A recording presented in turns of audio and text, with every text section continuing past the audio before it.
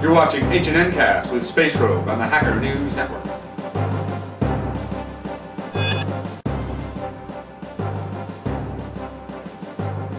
HNN is sponsored by Astaro, simplifying security. Become a sponsor. Email sales@hackernews.com. This is Space Rogue for the Hacker News Network, and this is HNNCast for the third week of January 2010. Our top story this week: there continues to be massive fallout surrounding last week's major story of cyber espionage conducted by China against numerous U.S. companies. First, India is claiming that it too was a target of what has become to be known as an advanced persistent threat. China responded by saying they haven't attacked anyone and that they are in fact the largest victim of online attacks, with almost 200 government websites attacked in just 1 week. iDefense, which originally provided much of the background information surrounding the attacks, has now clammed up and is refusing to make any additional comments. No one really knows why. In addition, they have actually retracted their initial statement that blamed the attacks on an Adobe Reader zero-day hole. Germany, France, and Australia have gone so far as to recommend people stop using Internet Explorer completely. Microsoft says that people should upgrade to the latest version of IE. Code exploiting the zero-day hole in Internet Explorer that was used against Google and 34 other companies, presumably by China, has been added to Immunity's Canvas and the Metasploit framework. The hole targets a previously unknown invalidated pointer reference bug in IE, unknown by everybody except Microsoft, who learned about it last September. By the time you watch this, Microsoft should have released an out-of-band patch for Internet Explorer. And Google has started to investigate its own employees as possible threats.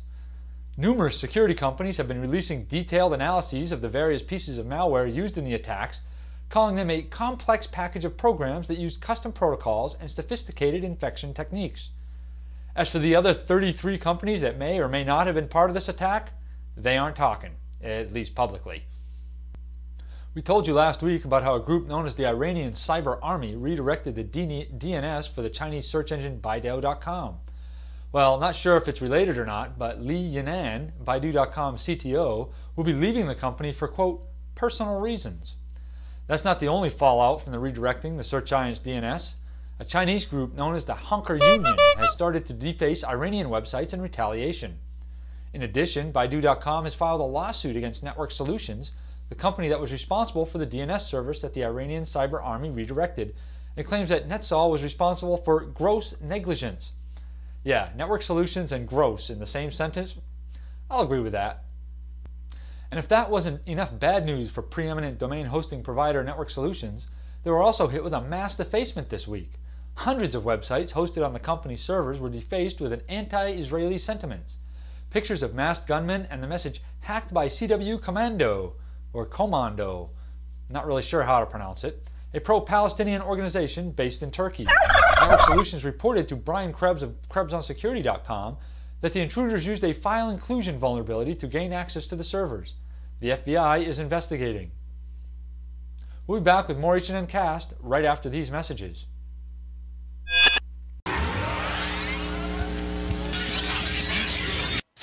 Bye. Bye. Bye. Bye. Bye. Bye. Bye. Bye. Bye. Bye. Hacker News T-shirts, $25 at www.hackernews.com. Welcome back to HNNCast. Members of the Chaos Computer Club in Germany have figured out how to remotely access data stored on employee access key cards used by several German airports and nuclear power stations. This security hole in the prime product line of access cards from Swiss manufacturer Legic could allow people to gain admittance to restricted areas of secure facilities. According to the researchers, the vendor used no encryption on the cards at all and instead resorted to code obfuscation to give the appearance of security. As a result of this lack of security, they found it trivially easy to emulate any card they wished. The MiFi by Novatel Wireless, which is rebranded and sold by numerous vendors such as Sprint and Verizon, has been found to have a few holes. Evidently, the web interface does not require valid authentication credentials to commit changes to the device. This, along with cross-site script forgery attacks, can leave the device wide open. An attacker can enable the GPS, disconnect users, and determine GPS coordinates of the device. So, you think you have your cyber defenses are well in order? Your firewall's locked down, your systems are all patched, and you're feeling pretty safe? Well, how's your physical security? Police in Australia say that this thief broke into his local recruiting company and then spent about 3 hours inside the office looking for a machine that he could log into. Once he found a system he could access, he installed software to enable the remote access to the system. Remember, cyber threats can come from the inside as well as the outside. 2 large roadside video advertising screens near busy Garden Ring Road in Moscow were rigged to show porn last week. The videos ran for upwards of 20 minutes before operators could shut it off, but that was more than enough time for traffic to come to an almost complete standstill. Evidently, intruders broke into the computer system that controls the 9 by 6 meter screens and replaced one of the commercial advertisements with a little porn. Moscow police say they have received no complaints on the matter and do not plan an investigation. Just because you don't have a Twitter account doesn't mean it can't bite you in the ass. Just ask former 90210 star Brian Austin Green.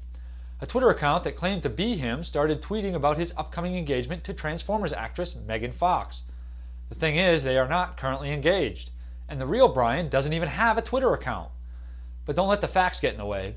Several media outlets ran with the story anyway. Remember, folks, you don't believe everything you hear. We'll be right back with the H&N Quickies right after these messages.